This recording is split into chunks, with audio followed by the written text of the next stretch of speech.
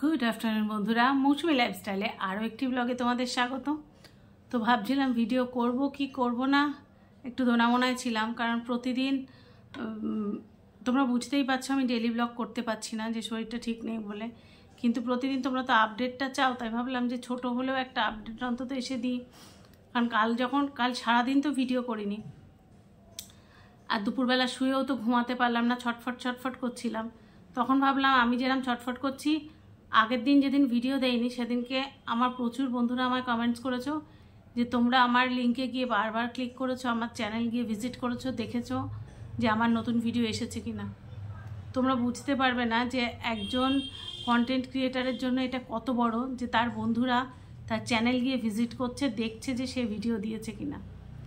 সেই সব যখন শুয়ে ভাবছিলাম, ঘুমাতে পারছিলাম না, তখন ভাবলাম চলো একটা ছোট্ট আপডেটটা দেওয়া আমার নিজস্ব নৈতিক দায়িত্ব। কারণ যারা আমায় এতটা ভালোবাসছে, আমার চ্যানেলে গিয়ে ভিজিট করে দেখছে আমি ভিডিও আপলোড করেছি কি না, তো তাদেরকে প্রতি মুহূর্তে জানানো উচিত আমি কেমন আছি না আছি। তো তোমাদের কাছে সত্যি আমি গ্রেটফুল যে আমাকে এতটা ভালোবাসার জন্য, মানে এর ওপরে বলার আমার কোনো জায়গা নেই। তা ভাবলাম যে চলো আমি আজকে অনেকটাই ঠিক আছি, আর সেটা তোমাদেরকে জানানোটা আমার উচিত।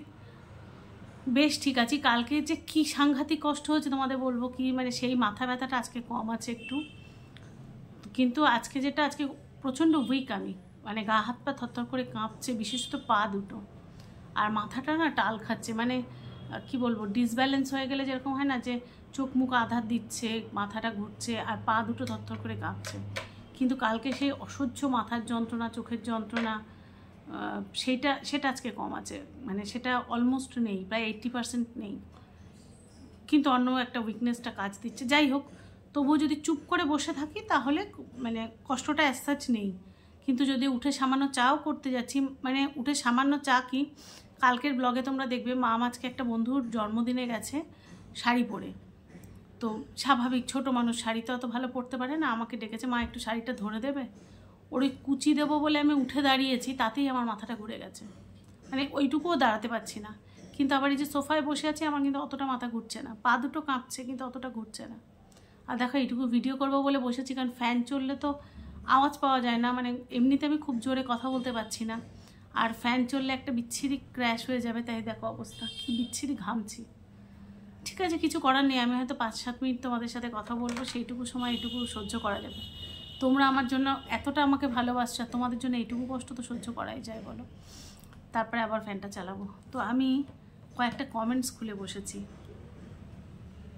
হ্যাঁ, তার মধ্যে শর্মিলাদি লিখেছো যে কি করে শেয়ার করতে হয়। আমি কদিন ধরে বলছিলাম যে আমার রিচ ডাউন হয়ে গেছে। এমনিতে এখন মানে ইউটিউবে সবারই কম বেশি রিচ ডাউন। হ্যাঁ, কিছু কিছু ক্ষেত্রে আছে যারা কন্ট্রোভার্সি পছন্দ করে, যারা নিজেদের উল্টোপাল্টা লাইফস্টাইল দেখাতে পছন্দ করে, সেগুলোতে ভিউজ ঠিকই থাকে।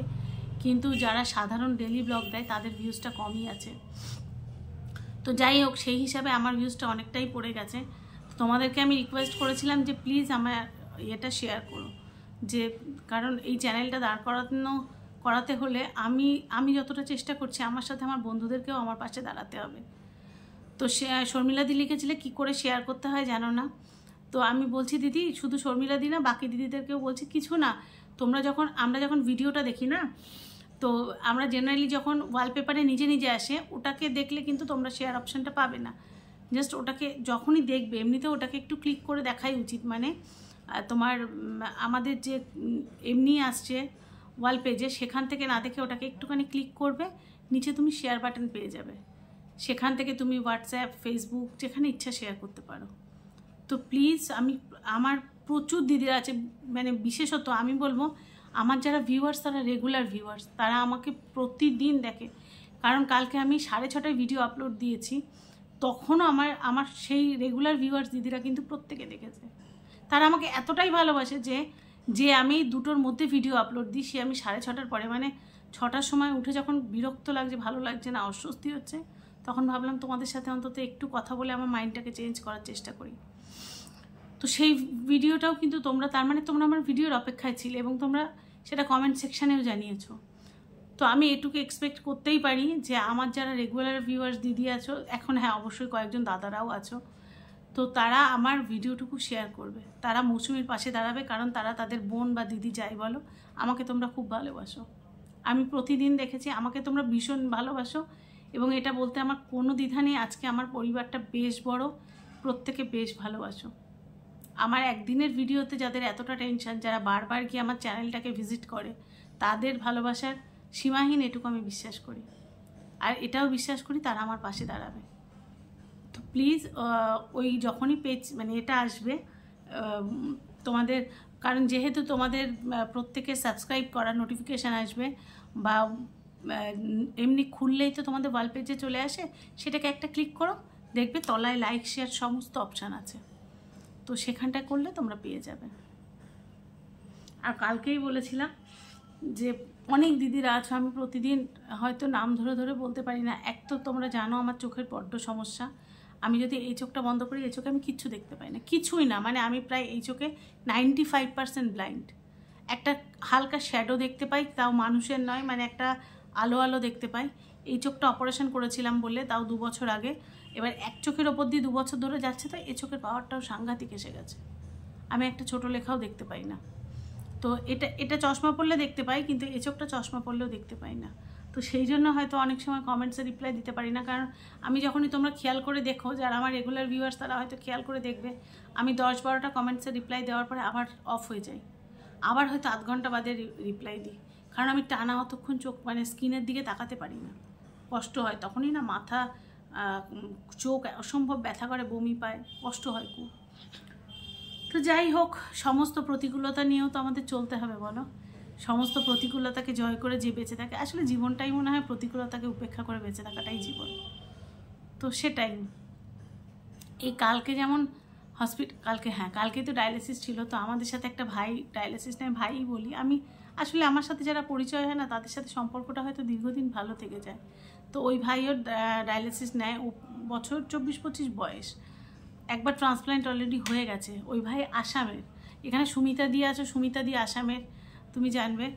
তো ওই ছেলেটা আসামের, ও 5 বছর আগে একবার ট্রান্সপ্ল্যান্ট হয়েছে, ওর আবার সেইটাও আর কি বসে গেছে। তো এখন ডায়ালিসিস নিচ্ছে, ও আর একবার ট্রান্সপ্ল্যান্ট হওয়ার জন্য এসেছে। তো বেশ 1 সপ্তাহ মতো ওই ভাইকে দেখছি না। আমি বললাম, কালকে যখন দেখলাম, বলছি ভাই তোমাকে তো 1 সপ্তাহ দেখি না, তুমি অন্য কোথাও ডায়ালিসিস নিচ্ছিলে? তখন বলছে না দিদি, আমি অন্য কোথাও নেইনি, আমার এরকম ইনফেকশান হয়ে আমি আইসিইউতে ভর্তি ছিলাম 3 দিন, এতটাই বাড়াবাড়ি হয়েছিল। বলছে যে স্যার বলছে যেটা আগের বারে যেটা বসিয়েছিল ওইটা কেটে বাদ দিতে হবে ইমিডিয়েট, নাহলে ইনফেকশান কমবে না। তো আজকে দেখলাম ছেলেটা সুস্থ, কালকে হঠাৎ সে আইসিইউতে। তো আমাদের মতো পেশেন্টদের এরকম যখন তখন যা ইচ্ছা হতে পারে। আমি এই যে 3 দিন ভিডিও করছি না, আমি 3 দিন আগের যেদিনকে তোমাদের আপডেট দিতেও পারিনি, সেই দিনটা আমি তো তোমাদের পরের দিন জানিয়েছি যে আমি কতটা অসুস্থ ছিলাম। আমার মনে হচ্ছে সেদিনকে আমার সত্যি ওটা স্ট্রোকের মতোই হয়েছিল, যে কেউ বুক আর গলা চেপে ধরেছে, দম আটকে আসছে। ওই দিনটা মনে হয় ভুলবো না, খুব কষ্ট গেছে আমার, মাঝে মাঝেই কষ্ট যায়। এই কদিন মানে মাঝখানে কদিন বেশ ভালো ছিলাম, তার আগে কদিন বেশ অসুস্থ হচ্ছিলাম, আবার কদিন ভালো ছিলাম, আবার এই কদিন যাচ্ছে। কিন্তু এর মধ্যে সেরা হচ্ছে ওই দিনটা যেদিনকে আমি ভিডিও দেইনি, খুব কষ্ট গেছে। সেদিন মনে হচ্ছিলো আমি বাঁচবই না। মানে আমি বলছি তোমাদের, এই কালকে ডায়ালিসিস ছিল, তো এর আগের যেদিন ডায়ালিসিস ছিল, মানে কাল শনিবার, মঙ্গলবারের ডায়ালিসিসে আমার খুব কষ্ট গেছে। মানে ডায়ালিসিসে কষ্ট না, ডায়ালিসিস শেষে তো হয়ই, ওটা আধ ঘন্টা, সেটা বাদ দাও, বাড়ি এসে শরীরটা বেশি খারাপ হয়েছিল। মানে মনে হচ্ছিলো আমাকে ভর্তি করতে হবে, কিন্তু শুধু নিজের মনের জোর, যখন কষ্ট হয় গিয়ে ওই বমি টমি করে আবার বসে প্রাণায়াম করে, প্রাণায়ামটাই মনে হয় আমার বাঁচিয়ে রেখেছে।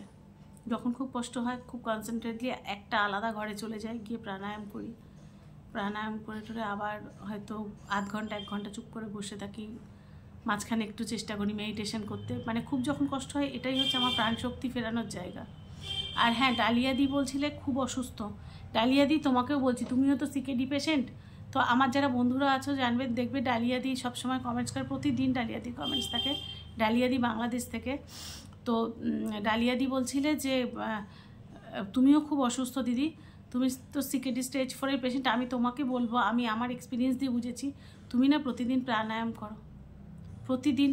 করো। যদি নিজে না জানো, তোমার ডক্টরকে জিজ্ঞাসা করতে পারো, বা তাকে জেনে কোনো এরকম যোগা গিয়ে তুমি কিন্তু জানতে পারো যে কিডনি পেশেন্ট, সিকেডি পেশেন্টের জন্য কী ধরনের প্রাণায়াম।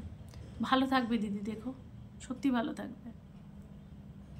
আর শিমুল আক্তার দি লিখছিলে যে এই যে আমার মাথা ব্যথা, চোখে ব্যথা, খুব কষ্ট হচ্ছিল, আমি যখন বলেছিলাম তুমি বলছিলে যে ওই চোখের ওপরে ভিজা কাপড় দিয়ে রাখতে, আমি ওটা করে দিই। তোমরা জানো না আমি সারাদিনে মনে হয় 20 বার অন্তত গামছা ভেজাই, আর ওরকম করে সারা জায়গায় দিয়ে বেড়াই। আমি গায়ে ভেজা গামছা জড়িয়ে ঘুরে বেড়াই, এত কষ্ট হয়। আর চোখের ওপরে তো দিচ্ছিলামই, যখন ওই হয় না চুপ করে ভিজা গামছাটা নিয়ে, আমার একটা মানে পুরনো নরম গামছা আছে, তোমাদের দেখিয়েছি মনে হয় লাল রঙের, তো ওটাকে নিয়ে এখন চোখ বন্ধ করে শুয়ে থেকে চোখের ওপরে দিয়ে শুয়ে থাকি। আর একটু ছাড়া ছাড়া ঘোরাই, মানে ধরো যে পাশটা দিয়ে রাখলাম সে পাশটা গরম হয়ে গেল, 2 মিনিট পরে ঘুরিয়ে অন্য পাশটা দিই, এইভাবে দিয়ে রাখি। সত্যিই আরাম পাই, এটা একদম ঠিক বলেছো তুমি। তো ডালিয়া দিয়েও লিখছিলে তুমি, ডালিয়া দিয়ে আমার এইগুলো অ্যাপ্লাই করে দেখতে পারো, হয়তো তুমিও ভালো থাকবে, হয়তো না, অবশ্যই ভালো থাকবে। কারণ আমাদের মতো পেশেন্টদের তো কম বেশি সিমটম সবারই একই টাইপের। তো ওই অনেক দিন পরে কালকে একটু সুগার প্রেশার ফল করেনি, কিন্তু বাড়ি এসে ওরকম বিচ্ছিরি মাথা ব্যথা, বমি, চোখে ব্যথা। তো যাই হোক, এক একদিন এক একটা থাকে। এই 3-4 দিন আমার একটু ভোগান্তি যাচ্ছে, তবুও তার মধ্যেও 3 দিন বাদে আজকে বেশ ভালো আছি। তো আমার মনে হলো দায়িত্ব তোমাদেরকে জানানো, আমি বেশ ভালো আছি। আর ভালো থাকবো না কেন বলো? তোমাদের মতো বন্ধুরা প্রতিদিন প্রে করছো, তোমরা শুধু বন্ধু না, আমার আত্মীয় হয়ে গেছো, প্রতিদিন প্রে করছো। আর হ্যাঁ, তার মধ্যেও বলি, কিছু দিদিদের ওপর অভিযোগও আছে, তারা কিন্তু কমেন্টস করছো না, আমি তাদের খুঁজে পাচ্ছি না। তারা নিশ্চয়ই ভিডিও দেখছো আমি জানি, কিন্তু তাদেরকে আমি খুঁজে পাচ্ছি না, তাদের কমেন্টস পাচ্ছি না, খুঁজে পাচ্ছি না। আর কিছু আছো তারা প্রতিদিন কমেন্টস করো, প্রতিদিন আমার জন্য প্রে করো, প্রতিদিন। আর ভালো লাগে, কি বলো তো, আমি জানি হয়তো সবসময় কমেন্টসে রিপ্লাই দিতে পারি না, শরীর খারাপ থাকে, কিন্তু কমেন্টস কিন্তু পড়তে বাদ দিই না, শুয়ে শুয়ে প্রতিদিন কমেন্টস পড়ি। হয়তো চোখের অসুবিধার জন্য লিখতে গিয়ে এক লিখে ফেলছি, সেই জন্য লিখতে পারছি না, কিন্তু কমেন্টস পড়তে বাদ দিই না। বা আমার যদি পড়তে অসুবিধা হয়, মামকে বলি, মাম কে কী কমেন্টস করেছে পড়। আর যেহেতু প্রত্যেকটা নাম আমার মুখস্থ হয়ে গেছে, তো মাম কমেন্টস বললে কে কী বলছো আমি টের পাচ্ছি। তো কমেন্টস পড়া থেকে কিন্তু আমি বাদ যাচ্ছি না, কারণ তোমাদের সাথে ইন্টারাকশানের একটাই জায়গা, আমি ভিডিওতে কথা বলি আর তোমরা কমেন্টসে আসো। এই ইন্টারাকশানটুকু আমার মনের জোরটা অনেকটা বাড়ায়। তো সেই জন্য রিকোয়েস্ট করব যে প্লিজ কমেন্টস করো।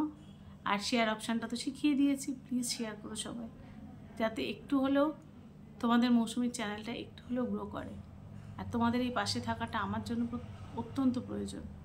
আর কয়েকজনের কথা বলি, যেমন সুলেখা জেঠিমা প্রায় প্রতিদিনই কমেন্টস করেন, প্রায় প্রতিদিনই। আচ্ছা, শর্মিলা দি তো আছেই, প্রতিদিন কমেন্টস করে, এ নিয়ে কোনো নেই। দোলা দি, মমতা দি,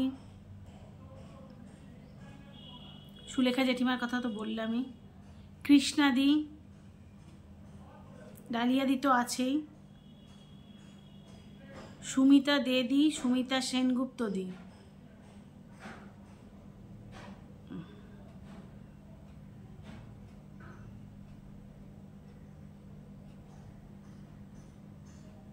কৃষ্ণা ভট্টাচার্য দি, কৃষ্ণা গুপ্ত দি, আরও কিছু বন্ধু নতুন আমার যোগ হয়েছে, যেমন বিথিকা দি। বিথিকা দি আমার নতুন বন্ধু, কারণ এখন আমি বিথিকা দির কমেন্টস পাচ্ছি। নতুন যোগ হয়েছে তন্দ্রা দি, এরা আমার সবাই নতুন বন্ধু। নতুন না, বেশ কিছুদিন হয়েছে, তবে অনেক পুরনো ভিউয়ার্স নন, তবে বেশ নতুন, এনাদের নাম আমার কোনো দিন করা হয়নি। কাবেরী দি, মৌসুমি দি তো পুরনো বন্ধু, সুমিতা দে দি তো পুরনো বন্ধু, শিমুল আক্তার দি পুরনো বন্ধু, মনীষা দত্ত দি পুরনো বন্ধু, সঞ্চিতা তো আছেই, প্রতিদিন কমেন্টস করে সঞ্চিতা, লোপামুদ্রা দিও আছো, প্রতিদিন কমেন্টস করো। তো এই দিদিদের কাছে তো মানে বলার আমার কিছুই নেই, কারণ তোমরা প্রতিদিন আমার পাশে আছো। না, বাকি আমি ভুল বলছি, বাকি দিদিরা অবশ্যই পাশে আছো, কারণ তোমরাও আমার ভিডিও প্রতিদিন দেখছো, আমার পাশে আছো। হয়তো সময়ের অভাবে বা এতে কমেন্টস করে উঠতে পারো না, তবে হ্যাঁ, আমি তোমাদের কাছে এটুকু দাবি রাখতেই পারি, ছোট্ট একটা কমেন্টস করো, কারণ তোমাদের কমেন্টসই হয়তো আমার ভিডিওর উত্তরটা তোমাদের কাছ থেকে আমি পাই। এই ছোটো ছোটো কমেন্টস আমাকে অনেক বেশি ইন্সপায়ার করে। তো যাই হোক, কাল থেকে রেগুলার ব্লগ নিয়ে আসবো, ততক্ষণের জন্য সবাই প্লিজ আমার পাশে থেকো। আজকে আর ভিডিওটা বড় করছি না, এটুকুই বলবো, সবাই যে যেখানে আছো ভালো থেকো, সুস্থ থেকো। আর নতুন বন্ধু আমার চ্যানেল ভিজিট করে থাকলে প্লিজ চ্যানেলটাকে সাবস্ক্রাইব করে পাশে থেকো। দেখা হচ্ছে নতুন ব্লগে, ততক্ষণের জন্য সবাইকে টাটা।